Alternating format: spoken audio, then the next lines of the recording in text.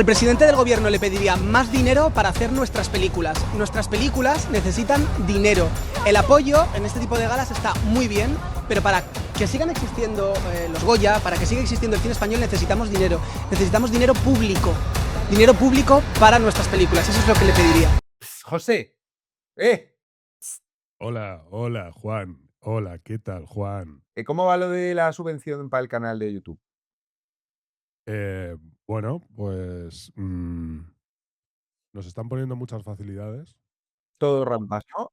En cuanto lo dijimos, en plan, de esto es un canal Sí.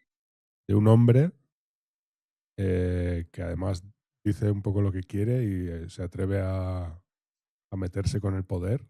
Y bueno, Sí, lo que le gusta a la progres. no, por eso, que me están llamando demasiado y cada vez me ofrecen más dinero, Más dinero, ¿no? Cada vez más dinero. más dinero. Sí, Entonces, claro, es un follón porque tú dices, joder, esta cifra está bien ya. pero más. Pero claro, si te llaman a los 10 minutos y te ofrecen más. Pues, ¿qué vas a hacer? Lo que das vuelve, José. Vale, oye, el otro día pasó que salió un director de cine que ha marcado a toda una generación Ujú, profesional, un director de cine profesional, muy profesional, mm, y salió en Horizonte y empezó a decir ahí tonterías de que no sé qué, de que las ayudas las dan así para que, ¿sabes? Como que te dan más puntos con tonterías, en fin, una sarta de bulos, tío, que horrible, horrible, horrible. ujú. Discurso de odio y tal. Entonces, claro, salió el diario.es y dijo: "El señor no para de mentir, no para de mentir, miente, las ayudas se dan, vamos, la prueba, nuestro canal pues tiene ya recogidos 11.000 millones de pesetas, de las antiguas pesetas en ayudas". Entonces, bueno, Juanma Bajo Ulloa le echó muchísimos huevos y dijo en Horizonte, en horario de máxima audiencia, algo que en el mundo del cine español todo el mundo sabe, pero que fuera del cine español es como que no se cuenta. Ujú, Entonces, es algo parecido a lo de las denuncias falsas. Todo el mundo en el mundo de la justicia lo sabe, en el mundo de la policía lo sabe, pero fuera del mundillo es como, no pasa nada. ujú. Así que hemos traído a Juanma Bajo Ulloa para desarrollar todo esto que contó sucintamente en Horizonte y para hablar de cómo se reparte el cine, las ayudas, las subvenciones en el cine español. Y con todos vosotros, Juanma Bajo Ulloa. ¿Cómo ¿Qué estáis, tal? chicos? Encantado de participar y de escucharos en vuestro cachondeo y vuestra necesidad de iluminar a la gente. Qué desgraciados sois. Ya, sí, sí. Nos ha dado por ahí, pero bueno, ya te digo, o sea, este canal ha recibido ya tanto dinero No me del extraña, gobierno, no les me gusta. extraña. Y más que vais a... Juanma, tú hiciste una cosa muy importante, tío, porque yo en conversaciones privadas con guionistas, yo sobre todo conozco a guionistas por el rollo de la escritura y tal, pero con guionistas, algunos actores, amigos, en fin, directores, sabía perfectamente que lo que tú estabas diciendo en Horizonte era la puta verdad. Pero, claro, decir eso públicamente, siendo parte de la tribu, pues conlleva cierto riesgo. Lo primero que te quiero preguntar es ¿cuánto tiempo has esperado para decir una cosa tan evidente? Bueno, la verdad es que si miráis la hemeroteca, lo que pasa es que mi hemeroteca es bastante reducida porque prácticamente no hago entrevistas si no estoy en promoción o tengo algo que contar, porque no me gusta hablar por hablar. Vais a encontrar entrevistas de hace bastantes años donde digo exactamente igual. De hecho, hay por ahí un canal de Asunta Serna, de la actriz, y hay una Ujú. intervención de creo de 3 horas, 2 horas y pico. Me hicieron una jugada, me dijeron, vamos a hablar un ratito y aquello se alargaba. Y cuento básicamente todo esto que estás mencionando y más. Y lo que pasa es que era un canal, pues bueno, que entiendo que no tenía una enorme repercusión. Y luego si ves entrevistas, yo creo que desde 2020, que ya era, todo esto que estáis contando era ya extremo, ya se había llegado a un lugar grotesco, ya lo estaba contando, y lo contaba antes, pero a partir de 2020, 2021, con la promoción de Baby, con motivo de esa promoción, También ahí puedes encontrar entrevistas donde hablo de todo esto y toda la promoción del mal, que empezó pues el año pasado, lo digo prácticamente en todas las entrevistas, lo digo de una manera más clara, menos clara, de una manera porque tampoco me gusta desviarme del tema mío, que es hablar de la película que yo he hecho y de mi trabajo, ¿no? Pero muchas veces te preguntan, ¿no? De hecho, es un tema que se ha convertido en tema obligado. El otro día estuve en un podcast de unos chicos, Cule y Banderas, y me decían, mira, Juanma, nos dedicamos al cine y solo queremos hablar de cine. Pero es que desde hace pues unos meses, cada invitado que viene aquí no puede evitar hablar de ideología y de política y de las maniobras, trampas, mañas, llámalo como quieras, que hay en el cine español, porque es que es el tema principal. El cine ha dejado de ser el tema principal y se ha convertido en el tema secundario. Dice, entonces no podemos evitarlo y desde hace unos meses pues hemos decidido que, y sobre todo con tu intervención en Horizonte, que vamos a mencionar también ese asunto, porque es que está íntimamente relacionado. Ya no se puede discernir lo que es cine y lo que es política, ¿no? Y estos pobres pues habían empezado a hablar de política y de lo que hay detrás de lo que es la creación de una película propiamente dicha, ¿no? Porque decían que no podían evitarlo. Y eso yo creo que está en toda conversación. Yo voy a un festival y en cuanto te tomas una caña con alguien, te lo cuenta. Vas a un rodaje y hay una energía en ese rodaje determinada.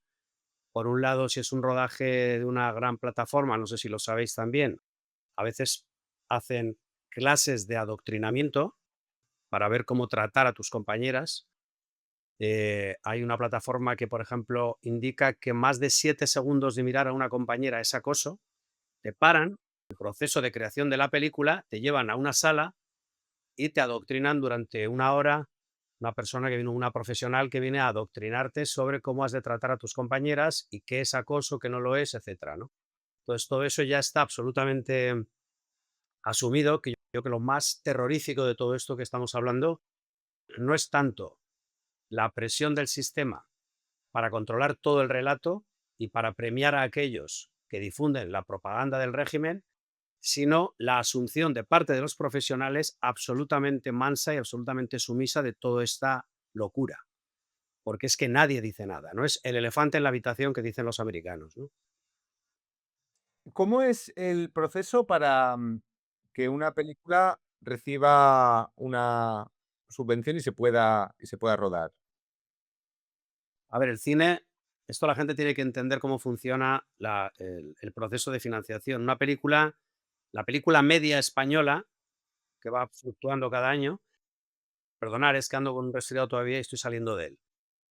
La película media española cuesta aproximadamente 3 millones de euros. 2 millones y medio, 3 millones, va fluctuando desde hace unos años, pero es más o menos, ese es el presupuesto medio. Hay que conseguir 2 millones y medio, 3 millones para poder rodar una película normal. No te hablo de una película de aventuras ni de acción, sino una normalita, una comedia, ¿no?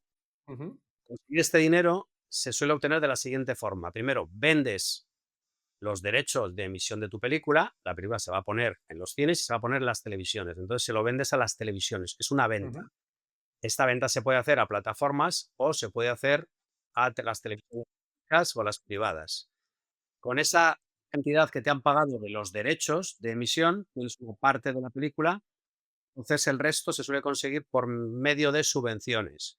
Subvenciones que se dan también al mundo del, en fin, a otros ámbitos, ¿no? Al campo, en fin, a la industria, a todo. Y el cine también recibe subvenciones y estas subvenciones que siempre habían tenido un carácter más o menos creativo o artístico, es decir, en función del talento, en función del mérito, sí que había un componente, vamos a llamarlo folclórico o nacionalista en las regiones, ¿no? Pues en Euskadi os podéis imaginar que el euskera primaba, yo no lo veo mal, ¿no? Es una lengua que es minoritaria y que bueno, pues ha pasado, como sabéis, por situaciones en la historia que casi la han hecho desaparecer, entonces, bueno, fomentar, ¿no? Que tu película sea en euskera, pues que te puedan ayudar, yo creo que está bien, ¿no?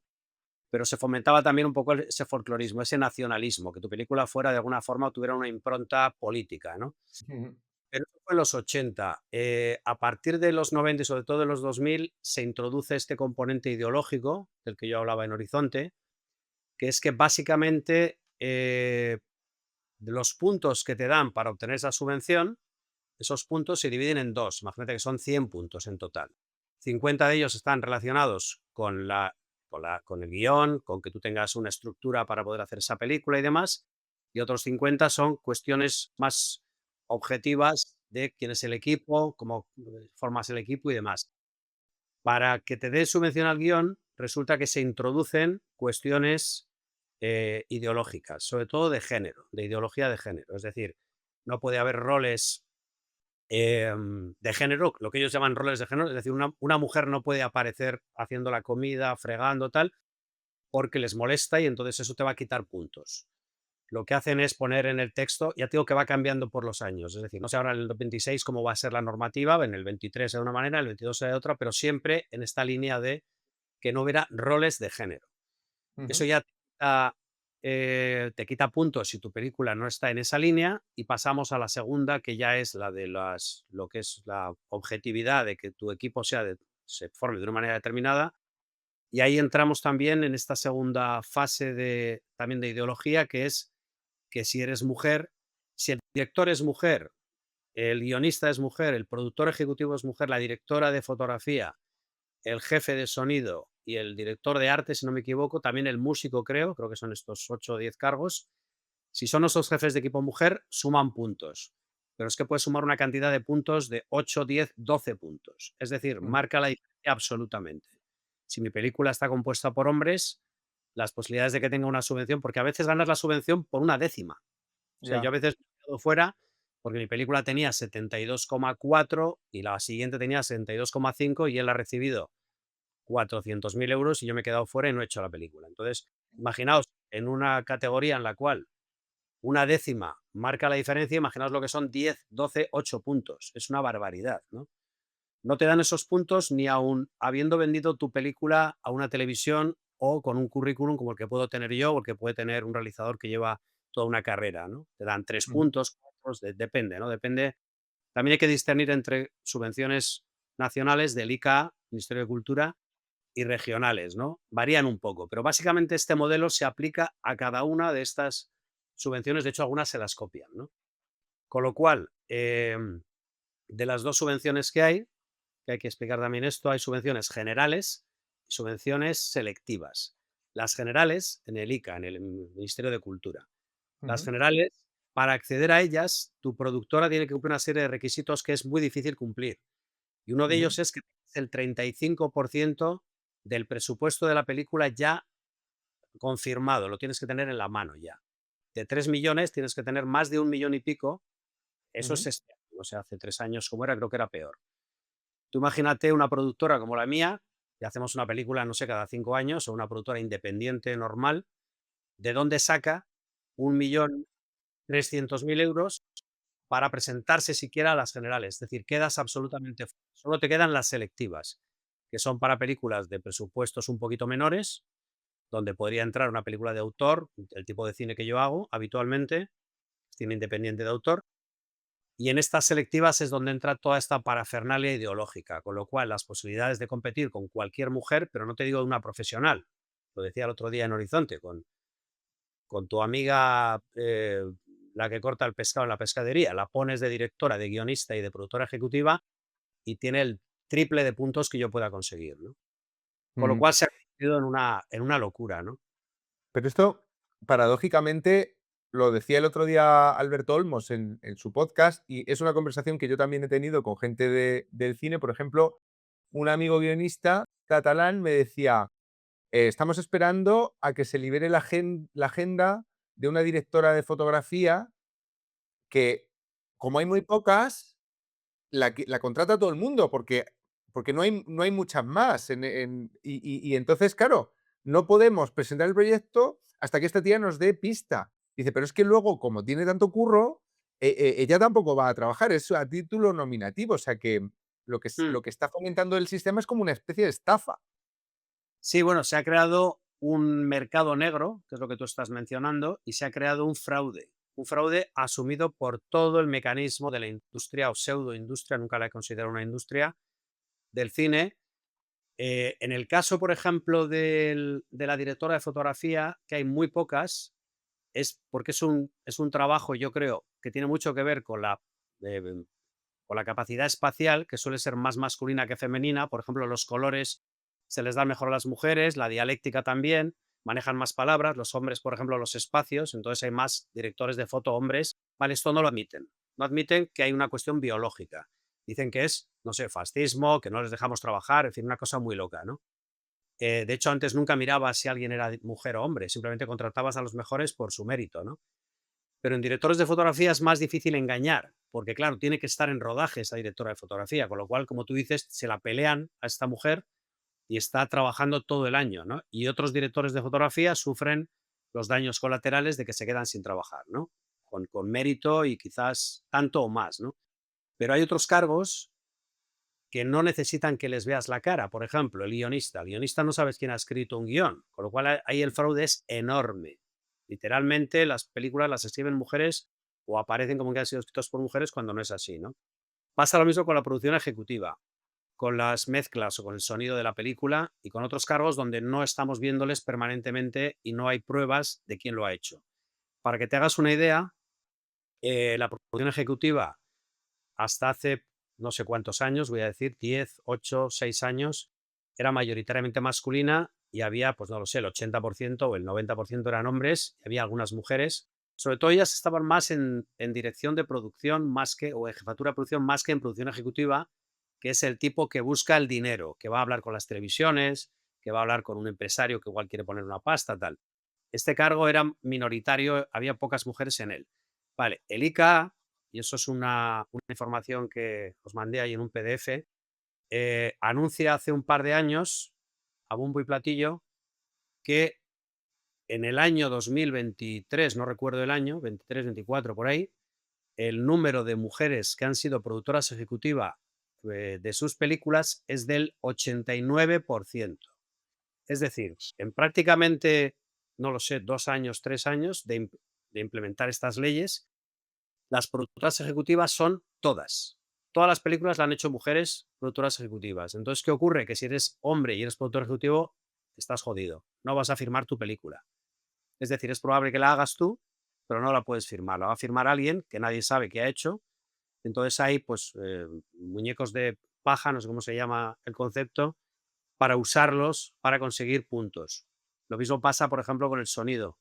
Se dan casos terribles de, puedo contar un caso, por ejemplo, de un profesional del sonido que se ha pasado toda su vida haciendo cortos, documentales, consiguiendo un prestigio, hasta que por fin ha conseguido ser un profesional que mezcla largometrajes, que es el máximo lugar al que puede llegar en ese cargo, ¿no?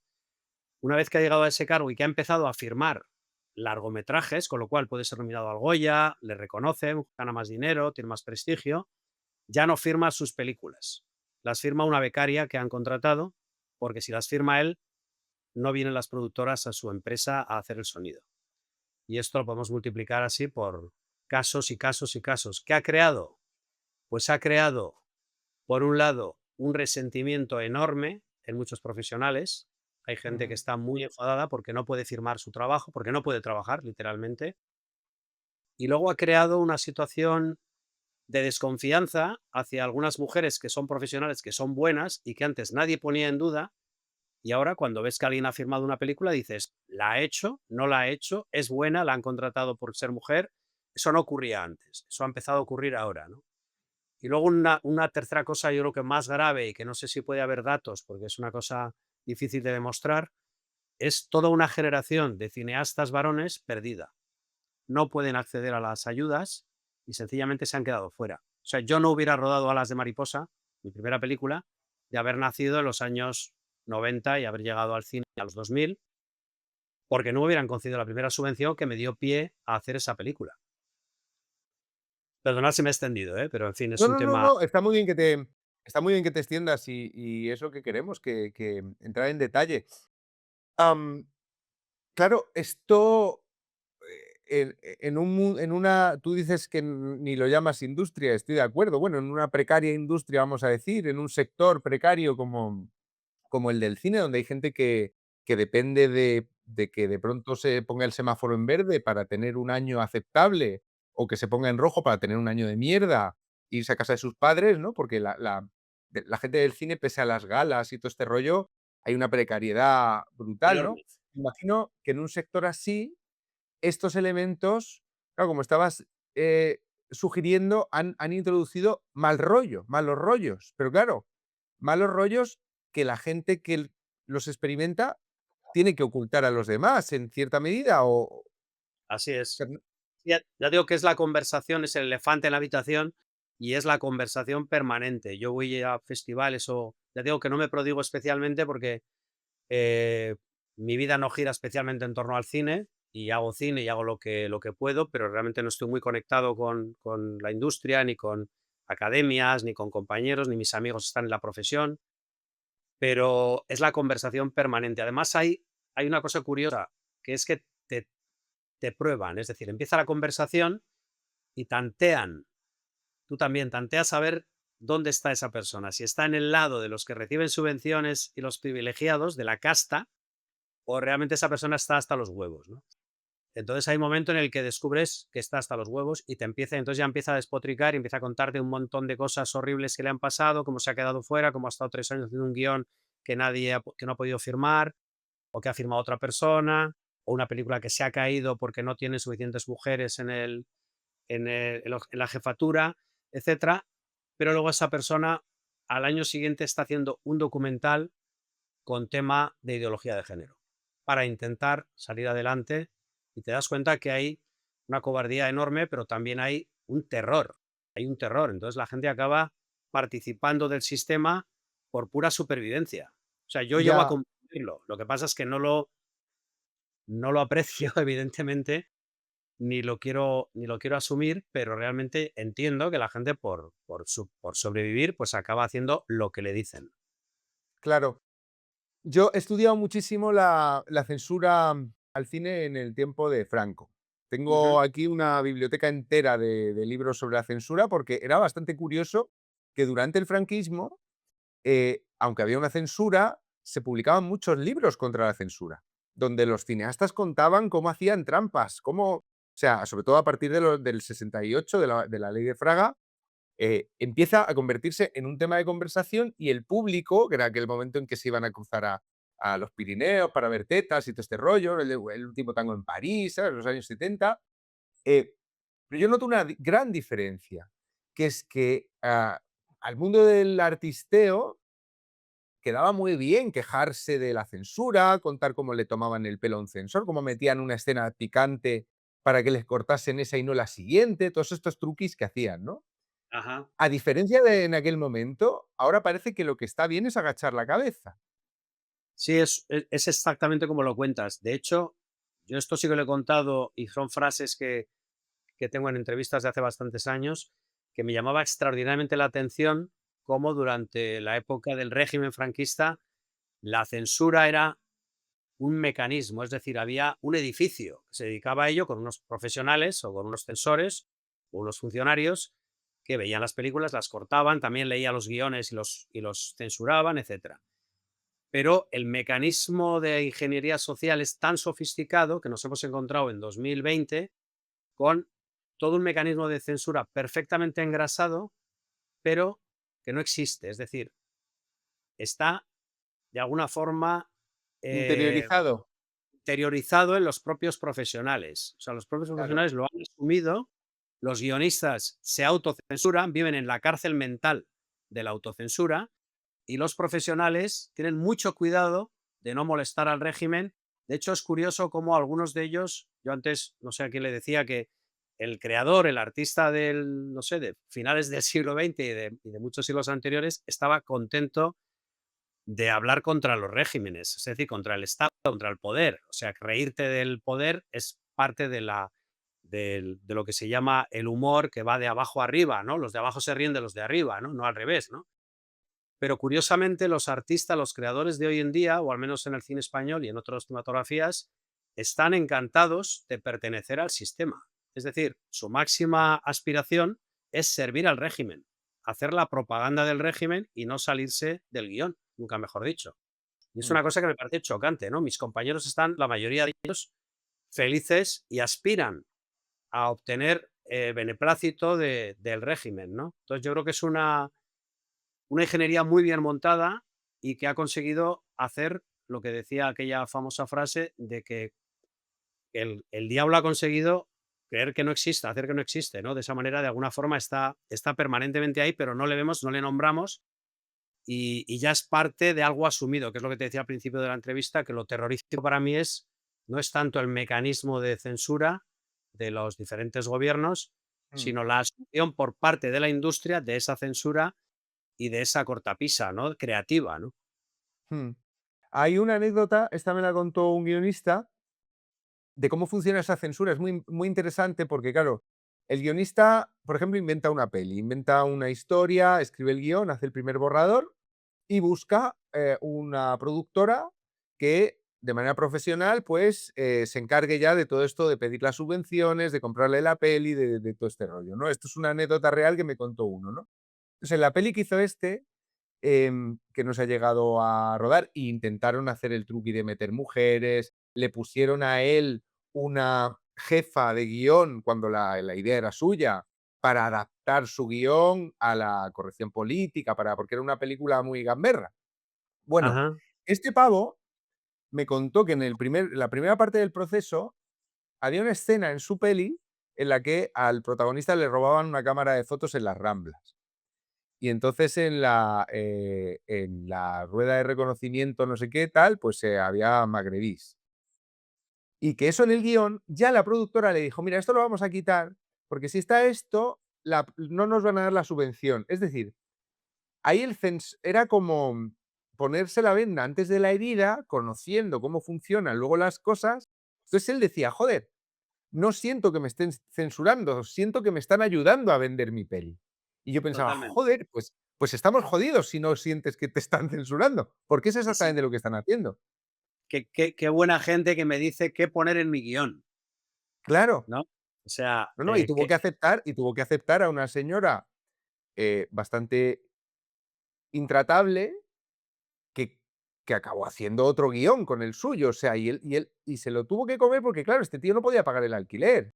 Es que, ¿qué censura más potente que la que no se llega a ejercer, pero está en el ambiente, ¿no? el que no se ve, como en los efectos especiales, el mejor efecto especial es el que no se ve, ¿no? O sea, que hay efectos especiales que no se notan, ¿no? Sí, es que todo esto, ya te digo, está implícito, entonces la gente lo tiene totalmente incorporado en su mecanismo de trabajo.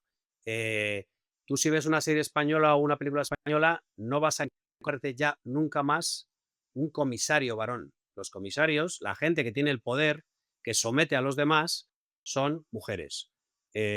Les echan la bronca a los hombres. Las superheroínas pegan patadas en los huevos a los hombres. Siempre tiene que haber una mujer de alguna forma que tiene la autoridad.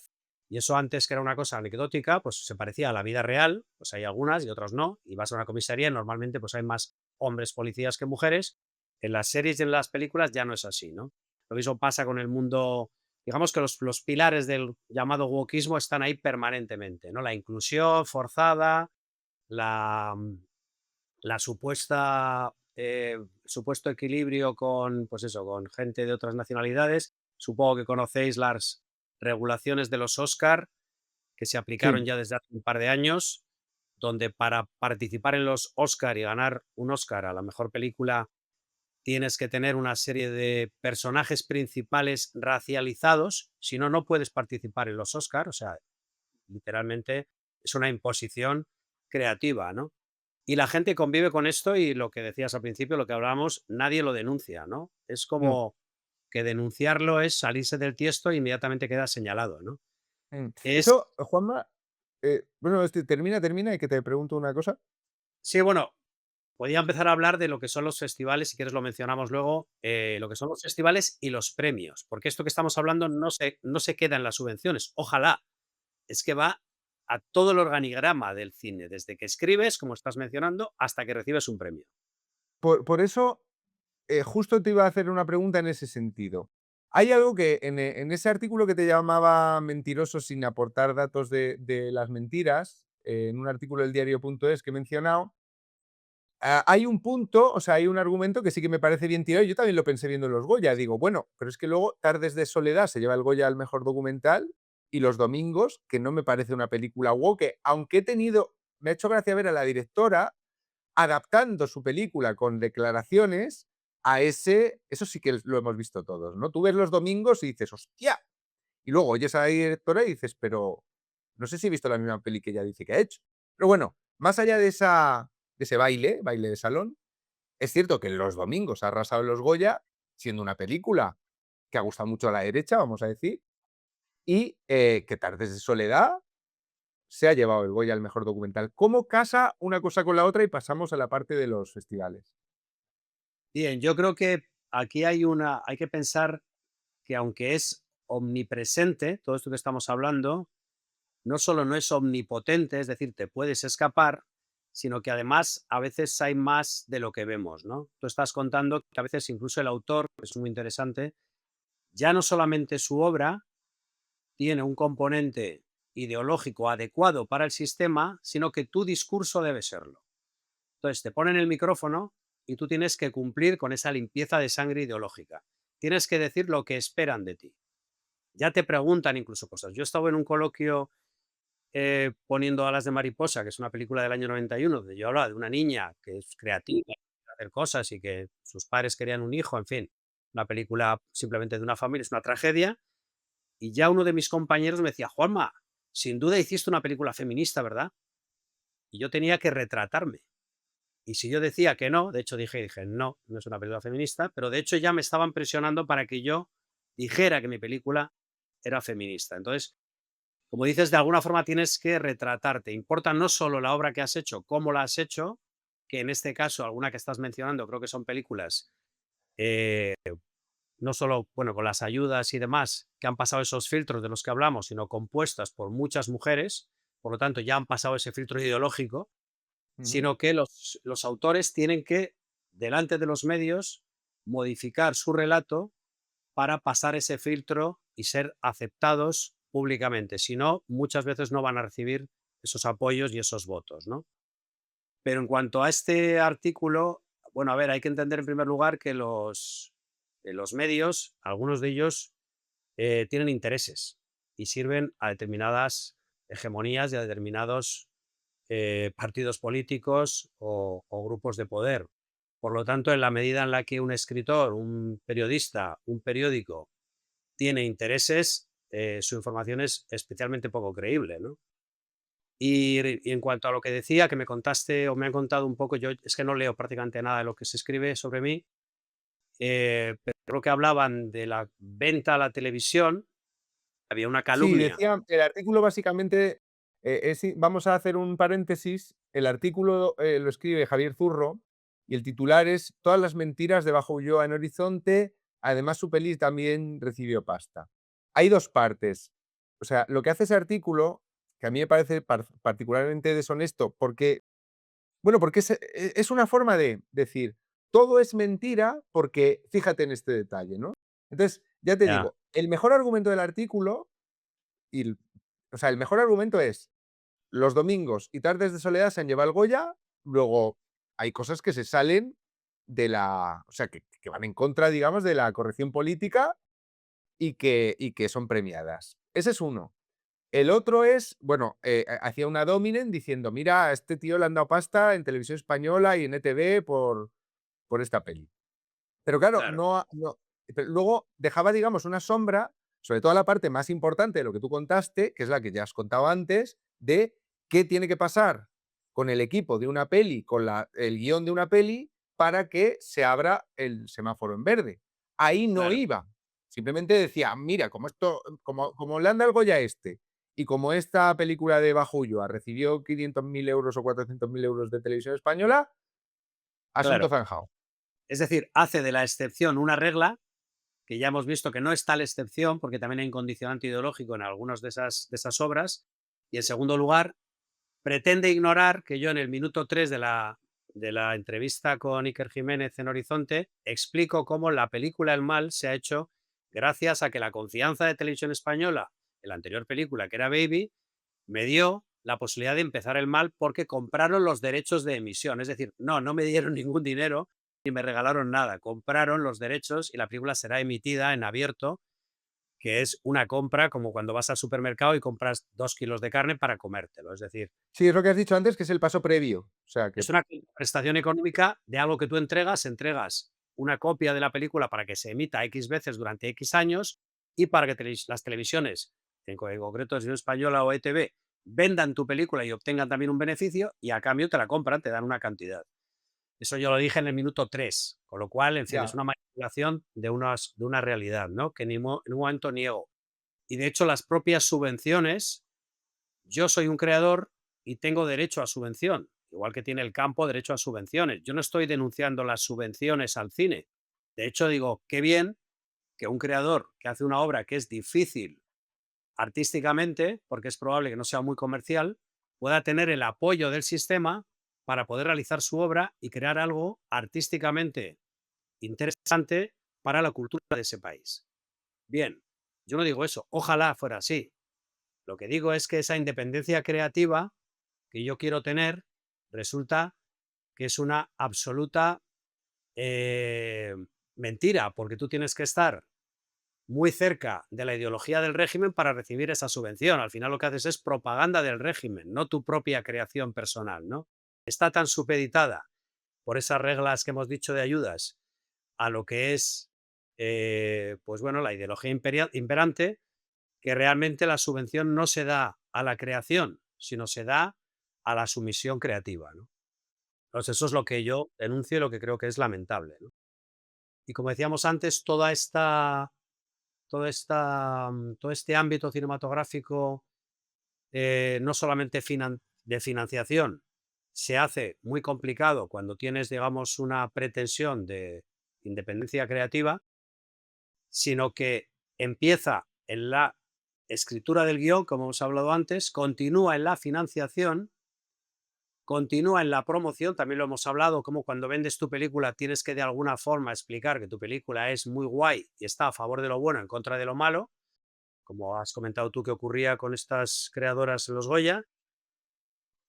También pasas filtros de quién te hace entrevistas y quién no en función de qué habla tu película. Si tu película habla de un inmigrante, una mujer maltratada, tal, vas a recibir mucha más atención que si tu película habla, pues no lo sé, del alma humana, mm, como fue el caso del Mal. Y por último, vas a tener graves problemas de distribución y graves problemas de exhibición si no tienes ese relato adecuado al sistema. Y ya en la última fase, los festivales que antiguamente pues buscaban el talento, es decir, la creatividad, también a veces el nombre famoso pues para que tuviera mayor difusión, ¿no? Pero ujú, una de las labores del festival era encontrar talento emergente, descubrir a alguien. Yo empecé así también, ¿no? Alguien me descubría, ¿no? Me daban un premio en un festival, me daban por un corto, luego hice un largo, me dieron la Concha de Oro porque alguien me descubrió. Bien, eso es ujú, extraordinario. Resulta que ahora los propios directores de festivales se han convertido, muchos de ellos, de un modo bastante notorio, en comisarios políticos. De tal forma que tú ves la selección de las películas y la selección de las películas son causas ideológicas. Cada mm, película pertenece a una causa ideológica. ujú, Si tu película no habla de ninguna causa woke o como quieras llamarla, es muy difícil que tú entres en la sección oficial de ningún festival o imposible. Lo ujú, mismo lo puedes aplicar a los premios. Si tu película habla sobre Gaza, el genocidio, no sé qué tal, y hay unos niños llorando y unas muertes familiares, vas a recibir el aplauso, vas a recibir muchísimas posibilidades de recibir un premio al margen de la calidad de la película, ¿no? Esto, por ejemplo, tiene una anécdota muy gráfica. El Mal participa en el Festival Internacional de Mar del Plata en Argentina ujú. y el primer día, la primera entrevista que me hace una televisión argentina, estoy sentado delante del entrevistador y me dice: Juanma, cuéntanos, ¿de qué causa habla tu película? Y yo le digo: No habla de ninguna causa, habla del ser humano, habla de la maldad y habla de la necesidad de ocultar ese lado oscuro y de, bueno, en fin, y de ser reconocido, de ser relevante que tiene todo ser humano. Me dice: no habla de ninguna causa. Le digo: pues no. Y me dice: hombre, ayer vimos una sobre la Antártida y al acabar la película todo el público era militante de la Antártida. Le digo: ¿habéis salvado la Antártida desde el iPhone? Os lo felicito.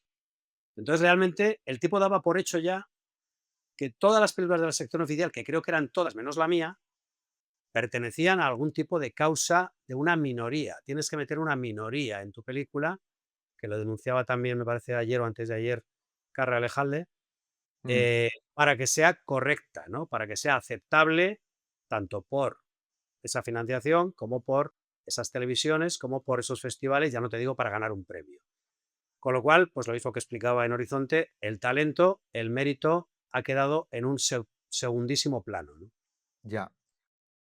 Hay, para montar o sea, para tener un festival también necesitas que te subvencionen. O sea, me imagino que esa presión que tienen el mundo de los creadores cinematográficos también la tiene el mundo de los críticos, el propio festival debe notar esa presión. A veces ejercerá de comisario político con las obras voluntariamente, pero a veces es que ellos también saben lo que tienen que hacer para que el festival siga recibiendo pasta, ¿no? Totalmente. Está todo conectado. De hecho, es que hay como unas órdenes no escritas, ¿no? Yo el otro día hablaba, porque esto no se extiende a los grandes festivales de categoría A, como el de Mar de Plata que os decía, o Cannes, o San Sebastián, Mm, o no lo sé, o Berlín. Berlín quizás ha sido siempre el más ideológico, ¿no? Los demás han ido entrando en esa ideología poco a poco. Es que esto se extiende a cualquier festival, incluyendo a uno de cortometrajes. Entonces, el otro día hablaba con una chica que tiene un festival de cortometrajes hace unos años y me decía, hombre, si tu película habla de esto, tu corto habla de esto, de lo otro, tal, pues será más fácil que lo seleccionemos. Y no me dio tiempo a cogerla, llevarla a una parte y decir, vale, explícame por qué tienes incorporado a tu ADN ya el pedir estas obras. Y no me acabo de contar si tenía subvenciones y demás, pero lo aplica absolutamente todo el mundo. No puedes encontrar un festival de cortometraje donde no haya o sección trans o se primen obras donde hay una ideología, etcétera, ¿no? El otro día alguien me decía, bueno, pero si tú vas a los Goya o si tú haces una película, tú puedes tener una ideología y tú puedes...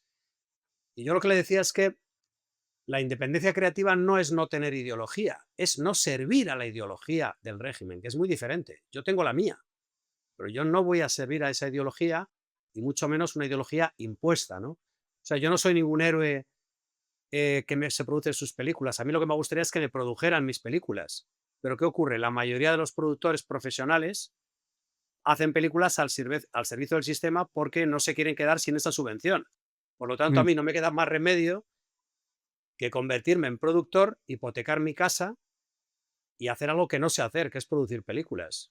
Y eso me ha dado pues la situación económica nefasta que tengo desde que empecé el cine, ¿no? Que he hipotecado mi casa 3 veces, cosa que parece olvidar también a alguno de los periodistas que trataba de calumniar, el relato, y me ha hecho perder mi casa, ¿no? Y la de mi madre, ¿no? Hemos creído en una creatividad y en una libertad creativa, y hemos apostado lo que teníamos y lo que no teníamos, y a veces ha salido bien, a veces mal y a veces regular.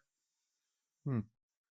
Porque partimos de la base de que un éxito en taquilla tampoco garantiza hacer la siguiente peli.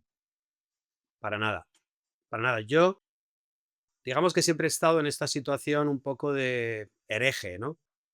O de maldito, como quieras llamarlo, porque yo creo que la palabra hereje está muy bien porque no se trata tanto de una ideología, aunque repetimos, y yo he repetido mucho esta palabra, ya es la que usamos, pero yo diría una secta, una religión. Es una religión. Entonces, el que no, de alguna forma, no la sigue o no la respeta, se convierte en un hereje. El trato que te dan es de hereje. Eres un Mm. enemigo, es decir, eres alguien a eliminar, ¿no?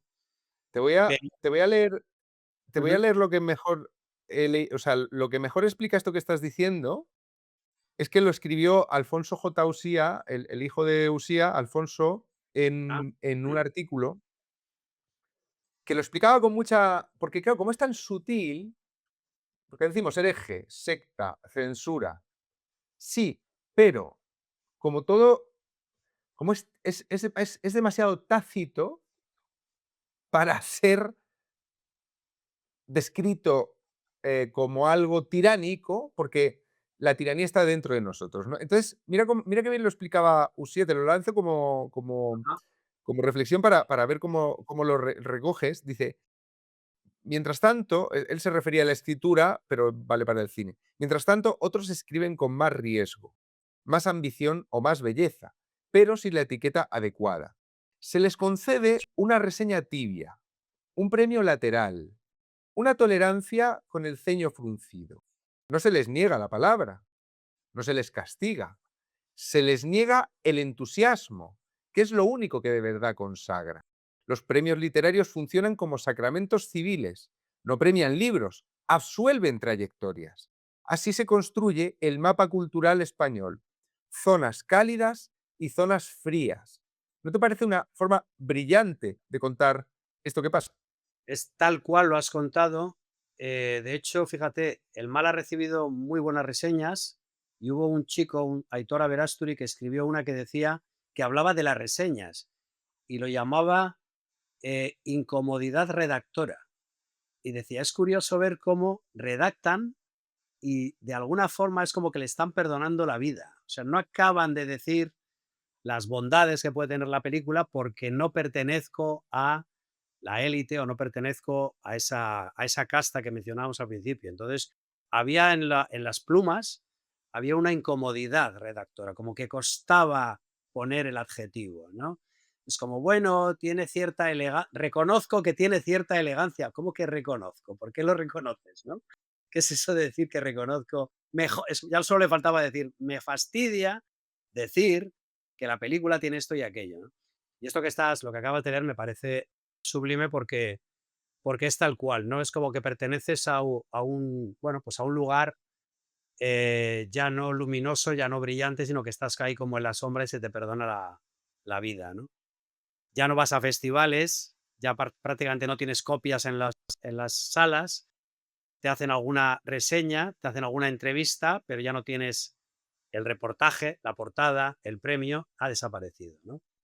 Y eso yo creo que Esto, ha truncado muchas carreras, ¿no? Actualmente ha truncado muchas carreras. y ha pasado otra cosa peor, Juanma. Vamos a ir terminando, pero antes quería mencionar también otra parte. Ha hecho otra cosa peor, que es que ha destruido, bueno, es que el prestigio de la crítica cultural se ha inmolado. Porque claro, al mismo tiempo que mandan a la zona fría, pues a ese Juan Manuel de Prada, que sí, bueno, mira, esta novela tiene hallazgos, no, pero estás en la zona fría, no te vamos a... No, pues, Claro. derraman entusiasmo sobre auténtica mierda.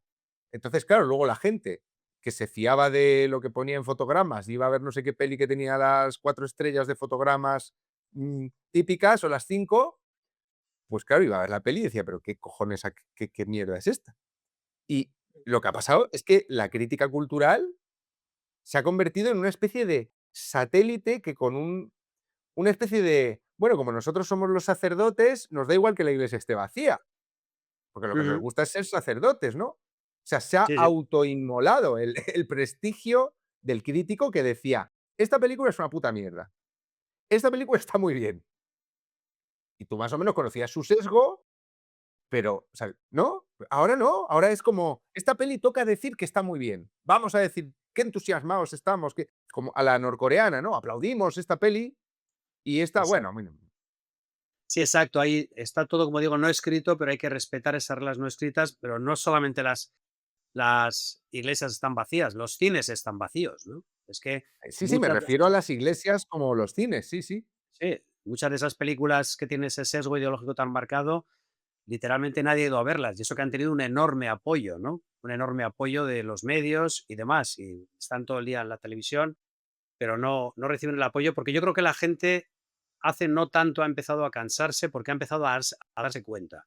Al principio yo me acuerdo en un festival importante festival, donde estaban pasando una película que era de temática gay, como si fuera algo novedoso y estuvieran salvando el mundo, cuando yo decía, pero vamos a ver, en los años 70 había películas gays y las veíamos con normalidad. Almodóvar hizo películas gays en los años 80. Eloy de la Iglesia hizo películas en los 70. Yo hice un corto en el año 80 y tantos, que era de dos chicos que eran amigos y eran gays, y la gente no se rasgaba las vestiduras, estaba totalmente normalizado, y ahora te lo venden como tal. Entonces la película era muy mediocre, pero hablaba de una relación gay. Entonces, al acabar, a mí no me dieron ganas ni de aplaudir porque dije, ¿por qué me he tragado esto? ¿Qué hace esta película en la sección oficial? Y yo veía a la gente alrededor haciendo así. Preocupados. Estaban más preocupados porque les vieran aplaudir con el suficiente o no entusiasmo que realmente de lo que habían visto. Es decir, no podían no gustarle la película que acababan de ver, ¿no? Y uno me dijo, iba a poner a la salida las estrellitas que te dan para poner de premio del público, iba a poner un 2, pero como me ve la gente le he puesto 4. No quería que me vieran por tipos. Entonces, claro, esto está tan extendido que realmente es que es una pandemia y lo más alucinante es lo que hablábamos al principio, nadie habla de ello. Es como, ¿qué intereses hay detrás para que esto se haya impuesto de esta manera tan omnipotente y omnipresente? ¿Y qué terror se ha provocado para que nadie lo diga, ¿no? En el caso Bueno, de los premios del cine, yo creo que la tragedia del artista y del actor en concreto es que necesita ser validado. O sea, el artista de alguna forma necesita la aprobación. Entonces, por eso es tan vulnerable a, a los cantos de sirena del sistema, ¿no? Porque de repente se ve protegido, ¿no? Y es muy difícil encontrar un artista valiente que vaya en contra porque realmente necesita esa aprobación y ahí estás totalmente vulnerable, ¿no? claro, porque consiguieron, no es lo mismo que te censure el nacionalcatolicismo con una cruz en la mano y con un antipático funcionario que es medio retrasado mental, a Ujú. que a que lo que tienen en la mano sea el bien. Exacto. Ujú.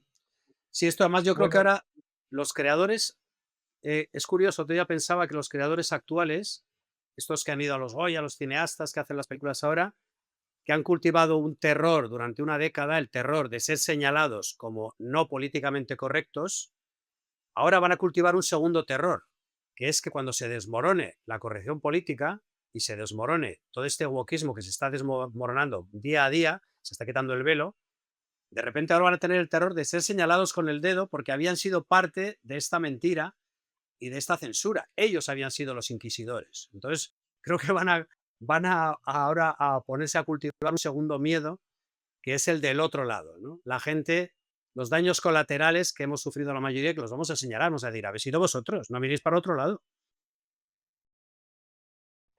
bueno, vamos a poner aquí las proyecciones del mal, que es una película que todavía no he podido ver porque estoy como muy como geisha por arrozal, que es la manera políticamente correcta de decir como puta por rastrojo. Pero vamos, yo la voy a ver seguramente la semana que viene en el pequeño cine estudio y las proyecciones que pues puede ir el público, ¿no? A verlas allí, al Claro, pequeño claro, cine sí, estudio. el Pequeño Cine Estudio es muy curioso este cine porque es un cine literalmente dedicado al cine de autor. Entonces, no ha estado dentro de esta burbuja de cine industrial o políticamente correcto, vieron la Ujú. película, les gustó y sencillamente la iban poniendo. Me dicen, bueno, la vamos a poner una semana. Iba la gente a verla y decía, bueno, una semana más, otra semana, otra semana.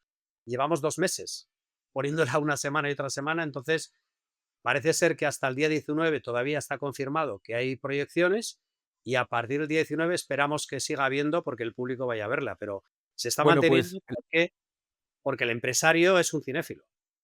Pues aquí vamos a poner, bueno, la vamos a poner aquí en pantalla, las horas, tal, para que vayáis en masa a ver esta semana El mal de Juanma Bajo Ulloa al pequeño cine estudio. Los que no viváis aquí, pues tendréis que coger aviones, trenes y globos aerostáticos para verla en esta semana, porque queremos que siga poniéndola el pequeño cine estudio y que se extienda. Yo mismo voy a ir, en algunas de las proyecciones me podréis encontrar. Y esto es una mala costumbre, Juanma, te pido perdón por anticipado, pero la última pregunta en este canal siempre la hace la voz en off. Y nunca sé lo que va a preguntar, pero suele ser una pregunta de mierda. Sí, además voy a tratar de esforzarme en que sea muy de mierda. Juanma, en todo ese proceso de vender los derechos, producir subvenciones, productores ejecutivos, bla, bla, bla, bla, ¿hay alguien que piense en que la película funcione? O sea, en que el público vaya a verla. Realmente es una buena pregunta, no la veo mierdosa, porque la figura del productor profesional ha desaparecido. Es decir, yo antes contaba que yo soy un productor de mierda, porque yo me veo obligado a hacer mis películas porque nadie me las va a producir, o a hipotecarme, o todo lo que contaba. Pero antiguamente había un productor apasionado, es decir, un señor que tenía el talento de encontrar un guión que podía funcionar, que podía gustar al público, a ese guión aplicarle el mejor director posible para ese guión y encontrar a los mejores actores, intérpretes, para realizar esa narración, esa obra. Bien, esa figura ha desaparecido, no existe. Hay unos gestores de los recursos de grandes productoras o de gestores de los recursos públicos al servicio de la propaganda del régimen. Con lo cual es la figura, yo creo, más necesaria y que más echo de menos en la industria. O sea, pero que directamente el cine, que es para que la gente lo vea y para que vaya, pague una entrada y tal, los que gestionan el cine eso les da igual. Les da bastante igual porque el mecanismo es perfecto. Es decir, tú con hacer la película a veces ya has cubierto. No necesitas que haya un éxito en taquilla.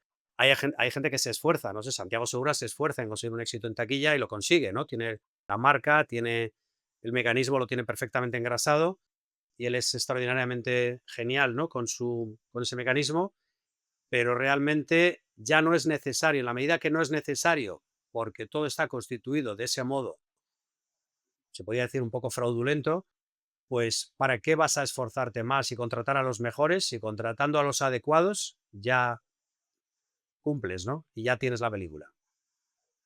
Sí, da la impresión de que la gente del mundo del cine está muy extendido no querer, o sea, que la ambición no sea que la película se vea mucho, sino que la película sea absuelta. Ah, tú fíjate qué caso tan curioso, ¿no? Hay películas, el otro día vas a los premios y oyes a los compañeros decir, qué maravilla el cine español, qué calidad tiene y qué diversidad. Utilizan la palabra diversidad. Y yo pensaba, ¿diversidad? ¿Alguno de vosotros va a hacer una película sobre alguno de los casos del libro de Soto Ibars? ¿Cuántas denuncias falsas o cómo las llaman? Denuncias, no sé si es la palabra, Instrumentales, instrumentales instrumentales. hay. Cientos de miles en estos últimos años. ¿Tú crees, os lanzo esta pregunta, ¿creéis que algún cineasta va a escribir un guión sobre eso? Oye, igual se empieza a notar el pendulazo. Bueno, yo lo pongo en duda, ¿no? Entonces, te das cuenta que hay un tema sobre el que jamás se va a hablar, otro tema sobre el que jamás se va a hablar y otro tema sobre el que jamás se va a hablar. ¿Habéis visto una película de la guerra civil donde el bando nacional no sean malvados o idiotas? A mi abuelo lo mató Franco en la guerra, lo fusilaron en el campo por sus ideas políticas de izquierdas. Pero cuando veo una película española y veo esta polarización y esta infantilización de los personajes, me resulta grotesco. Digo, nadie me va a contar lo que ocurrió. Todo va a ser manipulación de la realidad. No nos interesa conocer las cosas para precisamente entenderlas. No interesa entender, interesa señalar con el dedo, juzgar, y así pues es muy difícil que una cinematografía sea libre, ¿no? Es una cinematografía totalmente esclavizada, ¿no? Bueno, pues muchísimas gracias por venir a contarlo, por traer además información sobre la puta realidad, por levantar el velo de una conversación sectorial y llevarla bueno, pues a esa gente que con sus impuestos está pagando todo esto al final. Y ya te digo, o sea, aquí anunciamos las siguientes proyecciones de tu última peli y Pues yo esta gracias. semana que entra voy a verla porque tengo muchas ganas. Juanma, muchas gracias. Pues muchas gracias, chicos, por dar voz y por permitir este tiempo, que como digo es lo más valioso que tenemos, el tiempo, y dedicarlo a contar la experiencia de uno, pues yo creo que está muy bien. Y si lo vais a dedicar también a ver la película, ya ni te cuento, va a ser maravilloso. Muchas gracias por el aprecio, chicos. Un placer. Gracias, Juanma.